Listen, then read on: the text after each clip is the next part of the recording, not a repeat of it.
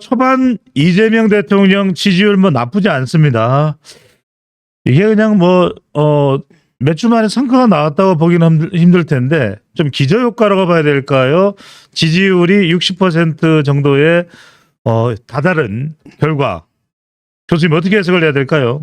사실은 그 전전 대통령들에 비하면 그렇게 높은 지지율은 아니에요. 그런데 이제 워낙 그 윤 대통령이 낮았잖아요. 윤 대통령이 내가 기억하기로는 최고가 55까지 갔다가 그다음부터 계속 빠졌어요. 계속 빠졌는데 최소한 이제 이재명 대통령 같은 경우에는 딱 찍고 거기서 이제 횡보를 하고 있거든요. 예. 쉽게 떨어지진 않는데 일단은 그 기저 효과가 있다고 봐요. 워낙 윤 대통령이 워낙 못했잖아요. 워낙 문제가 많고 그러다 보니까 사람들의 이제 기대치가 굉장히 낮아져가지고 그냥 웬만큼만 해도 잘하는 것처럼 보이는 일종의 모종의 착시 효과가 좀 발생하는 데다가 또 다른 한편으로는 지난 최근 6개월 동안은 뭐였습니까? 계엄으로 인한 혼란 상태 아니었어요. 예. 그러니까 정치 경제적으로 우리나라의 그 불확실성 같은 게 굉장히 심했는데 일단 불확실성이 해소가 됐으니까 그런 안정 심리 때문에 당연히 높아질 수밖에 없는 거고 또 다른 한편은 이재명 대통령 스스로가 뭘 했냐면은 선거 치른 과정서부터 이미 우클릭을 했잖아요. 우클릭을 하다 보니까 충돌의 여지가 좀 적은 겁니다. 예. 그래서 선거 끝난 다음에 달라질까 싶었는데 적어도 초반에는 그 기조 그대로 가져가기로 한 것 같아요. 그래서 옛날에 선거 치를 때 기억나죠? 토착외고 막 이랬던 거. 반일 감정 막 선동하고. 그러니까요. 중국보다가 어디가 먼저 전화했습니까? 일본에다 먼저 전화를 했단 말이죠. 이걸 딱 보니까 보수 중에서는 그래도 이제 안심하는 거죠. 다시 말하면은 그러니까 전통적인 보수적 기조가 그대로 유지가 되고 있다. 그러면서 갈등이 일어날 상황 자체가 없으니까 그런 것들도 이제 막연한 그 비토 감정들을 갖다 약화시킨 측면이 있습니다. 예. 그리고 뭐 인사 같은 거 하는 것들도 그렇게 무리한 인사 같은 건 잘 보이지 않고 그냥 무난하다라는 느낌이 들죠. 문제가 되는 건 이제 김민석 정도. 네. 그리고 또 문제가 될 만한 사람은 또 미리 내쳤잖아요. 그러다 보니까 거기서 또 뭐 잡음이 불거질 여지도 거의 없는 거고 또 하나는 이제 코스피가 좀 올라가고 있어요. 그 3천을 뚫었단 말이죠. 3천을 뚫었고 어디까지 갈지 뭐 심지어는 5천까지 간다 뭐 이런 얘기까지 나오는데 그건 말도 안 되는 것 같고 그건 좀 힘들 것 같고 어쨌든 간에 올라가고 이러다 보니까 전반적으로 잘 됐네. 이런 평가들이 있는 거예요. 예. 그래서 사실은 더 올라가지는 못하고 그냥 횡보를 좀 하고 있는 상태고요. 그다음에 지금이 6개월이잖아요. 6개월 동안 6개월에서 1년 동안은 이른바 허니문 기간이거든요. 그러니까 국민들도 지켜보고 있어요. 저만 해도 딱 이 정도는 뭐 생각이 좀 다르다 하더라도 뭐 새로 정권을 꾸렸으니까 뭐 그런 여지는 좀 줘야지. 자기들 할 수 있는 여지는 좀 줘야지. 이런 식으로 약간 뭐랄까 좀 포용적인 마인드로 좀 국민들이 바라보고 있거든요. 그러면 이제 지지율이 계속 유지가 되는 거죠. 그래서 핵심은 이제 1년 정도 지나봐야지 이제 그때 결판이 날 것 같아요. 그러니까 전반적으로는 아마 떨어지지 않을까 싶어요. 네. 아직 뭐 까기 위한 그런 반대를 할 때는 아니다. 그리고 대통령 지지율은 은행 잔고처럼 초반에는 별 이 지지율을 깎아먹을 일이 없지만 시간이 지나면서는 그런 고비고비들이 올 것이라는 말씀을 주셨습니다. 자, 소통의 이유, 전략적 접근 때문일까요? 지난 일요일 이재명 대통령이 여야 지도부를 관저로 초청을 해서 오색국수를 먹었습니다. 이걸 협치적 소통이라고 봐야 될까요, 교수님? 아니면은 좀 전략적, 조금 국민 여론을 의식한 소통이라고 봐야 될까요? 뭐 오색국수 먹고 이런 건 내가 볼 때 뭐 탁현민 아이디어인 것 같고 그런 거 잘하잖아요. 예. 이거 딱 보면 탁현민 표 같고. 그러니까 이게 문제는 뭐냐면 겉으로 드러나는 건 상당히 협치의 모습을 갖추고 있지만은 실제로 쟁점을 양보할 것 같지는 않아요. 실제로 협치가 일어나는 건 아니고 일단은 제가 볼 때 김민석 임명 강행할 것 같거든요. 예. 왜냐하면은 딴 건 몰라도 총리 후보인데 총리 후보를 그냥 취임하자마자 날려버린다라고 한다면 그건 아무래도 타격이 될 수밖에 없거든요. 그러니까 전술적인 이유에서라도 끝까지 그냥 끝까지 밀어붙일 가능성이 크고요. 일단 법사위원장이 문제잖아요. 핵심은 이거거든요.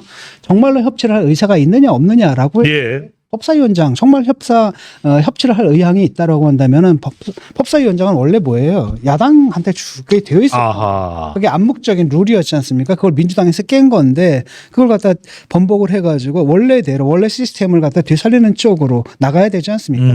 이거 내줄 것 같지가 않아요. 그러니까 사실상 협치는 아닌데. 사람들 모아서 뭐하고 이런 것이 그러니까 외견상으로 협치로 보이게끔 연출은 잘한다는 거죠. 예를 들어 가지고 윤석열 대통령은 뭐예요? 이제만 안 만났잖아요. 끝까지 안 만났잖아요. 그렇죠? 예. 마지막에 한번 만났는데 700 며칠 만인가요? 그렇죠. 근데 그런 건 최소한 그런 건 아니거든요. 그렇다 네. 보니까 국민들이 일단은 그 부분을 평가해 줄 수가 있는 거예요. 외견상 뭐 협치를 하려고 하는구나. 근데 실질적으로 딱 들어가게 되면 쟁점이 되는 이 부분에서 양보할 것 같지는 않아요. 네. 그래도 워낙 또 윤석열 정권과 또 비교가 되다 보니까 효과적일 수 있다라는 말씀 주셨습니다. 자, 이 자리에 임기가 얼마 남지 않은 김용태 국민의힘 비대위원장이 참석을 했습니다. 이재명 대통령을 만나서 임기 뒤 재판 받는다고 약속해 주십시오 라고 이야기를 했습니다. 그런데 김용태 비대위원장이 아니라 이 이야기를 좀 앞으로 당권 도전하는 누군가가 이야기를 했더라면 상당히 좀 영향력이 있을 텐데 교수님 어떻게 판단하시는지요? 근데 이거는 저는 굳이 할 필요가 없는 말이라는 생각이 들거든요. 대통령 만났는데 굳이 꼭 이런 얘기를 해야 되는가? 저는 조금 이런 건 좀 뭐랄까 프로토콜에서 조금 어긋나는 거라고 생각을 해요. 그것도 뭐 7개를 제안을 했습니다. 네. 뭐 여러 가지 제안을 하는 건데 이런 부분들은 굳이 그 자리에서는 안 했어도 된다라는 생각이 들어요. 그러니까 바깥에서 얘기를 하면 모를까? 그래서 이거는 저는 조금 임기 뒤 재판 받는다고 약속해달라. 이거는 임기 뒤 재판 받아야 돼요. 뭐 약속이고 뭐간에 저희가 뭐 약속하고 말고 간에 이런 문제 아닙니다. 법원의 시간은 일단 임기 딱 끝나면 법원의 시간은 돌아가기 시작하거든요. 예. 우리나라 법치 국가이기 때문에 이걸 피할 수는 없습니다. 그리고 이걸 피할 수는 없고 결국은 뭐냐면은 그 재판이 이제 유죄가 나오게 되면 굉장히 오랫동안 감옥에 가야 되는 그런 상황인 건 그 상황에는 아무 변함이 없는 거예요. 다만 그 사법 리스크가 임기 동안에 5년 동안 멈췄을 뿐이라는 거죠. 그걸 갖다 마치 뭐 그렇게 얘기할 필요가 있는가? 이게 좀 다른 식으로 말했으면 좋았을 뻔했다는 거죠. 그러니까 예를 들어 가지고 임기 동안에 자신의 사법 리스크에서 벗어나기 위한 무리한 사법 개혁이라든지 사법 개혁을 명분으로 무리하게 자신의 그 임기 후 대책을 세우기 위해서 국가의 시스템을 망가뜨리거나 법 개정이라든지 그런 일은 없었으면 좋겠다. 이 정도 얘기를 해야 되는데 이거는 조금 제가 볼 때는 약간 무리하게 보이잖아요. 임기 뒤 재판한다고 약속해달라. 그래서 저는 요거는 좀 무슨 뜻인지는 알겠어요. 그런데 그 뜻을 표현할 수 있는 더 좋은 방법이 있었다라는 거죠. 그러니까 자기 개인의 그 사법 리스크를 벗기 위해서 대통령이 가진 권한을 이용해 가지고 검찰이라든지 아니면 특히 사법부의 시스템을 바꾸려거나 이런 시도는 안 했으면 좋겠다. 안 하겠다라고 약속해달라라고 했으면 훨씬 더 멋있게 들릴 뻔했죠. 네. 민주당의 파상도 김용태 국민의힘 비대위원장에 대해서 파상적입니다. 당대표 출사표를 던진 정청래 전 법사위원장은 무례하기 짝이 없다. 무례하기 짝이 없다. 민주당의 다수의 반응은 불쾌하다라고 나오고 있습니다. 자, 여하튼 한 가지 주제만 더 가져가겠습니다. 교수님, 일기 내각 발표가 됐습니다. 통일부 장관의 정동영, 국방 안규백, 외교 조연. 그런데 더 놀라운 일은 과기정보통신의 LG AI 연구원장 출신, 그 다음에 지금 다수의 여가부, 그 다음에 해수부, 국방부까지 포함입니다. 통일부까지 지금 다수의 국회의원들이 포진하고 있고요.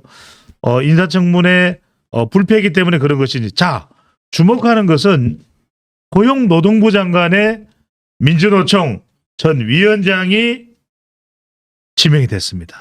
자, 일기 추가적으로 제가 말씀드리지 않은 후보자들도 있는데 어떻게 보시는지요? 뭐 전반적으로 큰 무리는 없다고 봐요. 의원들을 많이 씌웠다는 것은 일단은 청문회 검증 과정 속에서 국정 운영의 동력이 떨어질 걸 이제 우려한 거거든요.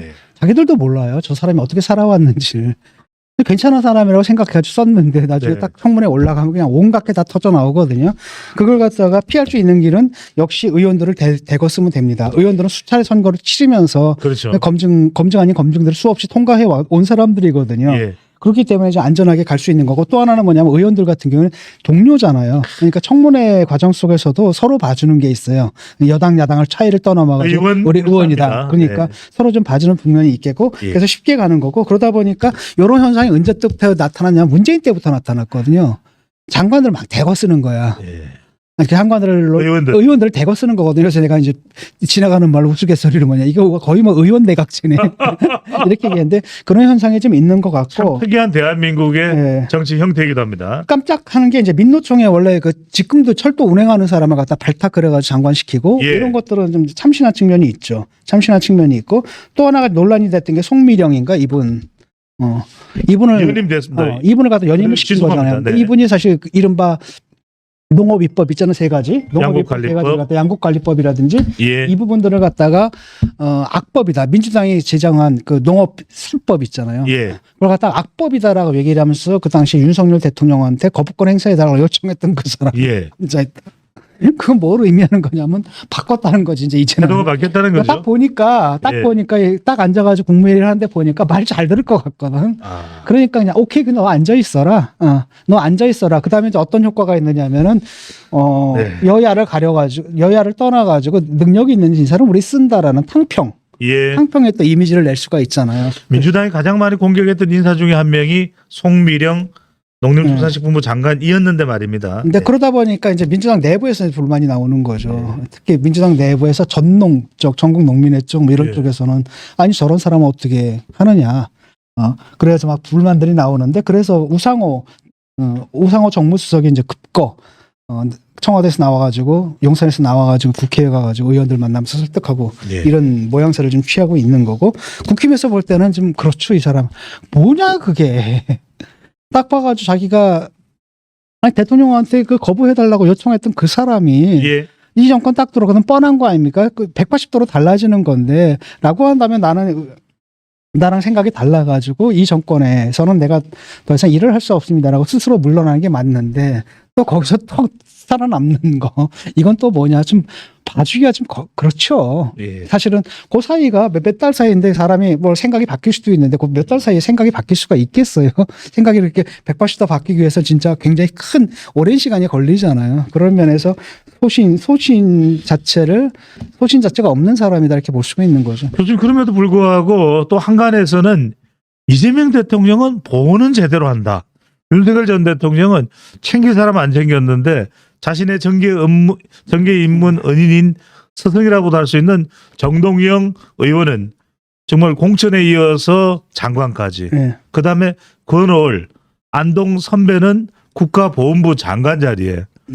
이걸 보면은 사람은 잘 챙기는 거 아니냐 이런 또 평가도 나옵니다. 원래 그런 사람이니까 그러니까 자기가 지위를 갖게 되면 그걸 나눠주잖아요. 이렇게 네. 나눠줘서 같이 가는 이런 스타일이고 옛날에 그 보수 쪽에서도 그러니까 전두하는 걸 잘했죠. 근데 노태우는 그걸 안 했거든요. 그러니까 전두는 너 하나 먹었는데 노태우는 혼자 먹었다 그러더라고요. 예. 그러니까 털었을 때 노태우 건 다 나왔잖아. 다 나왔는데 전두환 건 안 나왔죠. 왜냐 나눠 먹기 때문에 안 나오는 거거든요.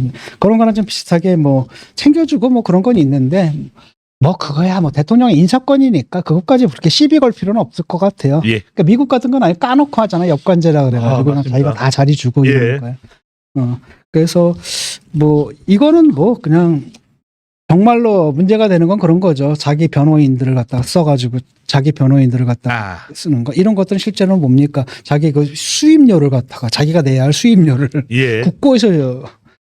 국고에서 지불하는 이런 식이잖아요. 그러니까 이런 것들은 사실은 어떻게 보면은 굉장히 부정부패의 한 부분이라고 볼 수 있겠지만은 뭐 고향 선배고 뭐 네. 이런 사람 그러니까 권오을 같은 경우 원래 한나라당 출신 아니겠습니까? 예. 저쪽 분인데 보훈 쪽은 그래도 보훈은 또 아마라도 저쪽 아젠다잖아요. 그러니까 그쪽 사람 쓴다. 뭐 탕평 뭐 이렇게 또 볼 수 있잖아요. 그래서 그렇네요. 이런 것까지 굳이 이렇게 시비 걸면서 비판할 필요는 없을 것 같아요. 알겠습니다. 예. 네.